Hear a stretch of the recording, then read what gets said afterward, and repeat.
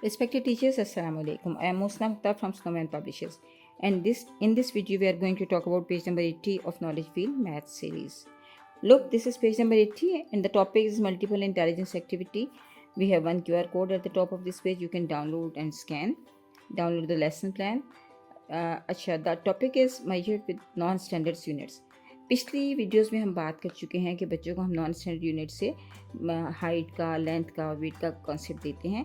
उसकी वजह ये होती है कि बच्चों को पहले छोटे छोटे ऑब्जेक्ट्स की मदद से डिफरेंट ऑब्जेक्ट्स को मेजर करना सिखाया जाता है, और उसके बाद हम बच्चों को इंचज़ का, सेंटीमीटर का या कोई भी इस तरह की स्टैंडर्ड यूनिट्स का हम उनको कॉन्सेप्ट देते हैं। किलोग्राम्स वगैरह हो गए, वो हम कॉन्सेप्ट बाद में देते हैं। अच्छा, पिछली वीडियोस में जो बात नहीं हो सकी थी वो थी फूड ट्रेसिंग की। आप एक एक्टिविटी ये भी कर सकते हैं कि हर बच्चे के अपना फूड ट्रेस कराइए, उसका पैर जो है उस पर रखिए, उस पैर को ट्रेस कर लीजिए।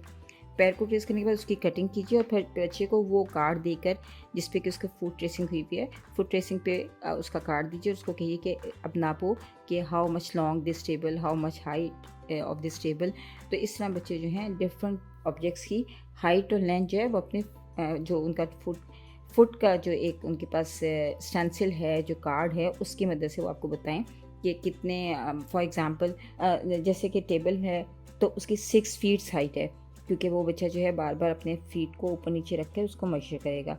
तो बच्चों को ये एक्टिविटी करवाइए और उनसे कहिए कि वो मुख्तलिफ़ चीज़ों को अपने जो फुट का स्टेंसिल उनके पास है उससे मेजर करें और बताएं कि हर चीज़ जो है कितने फीट्स पर बेस करती है, या उसकी लेंथ जो है वो कितने फीट्स है, या उसकी जो हाइट है वो कितने फीट है।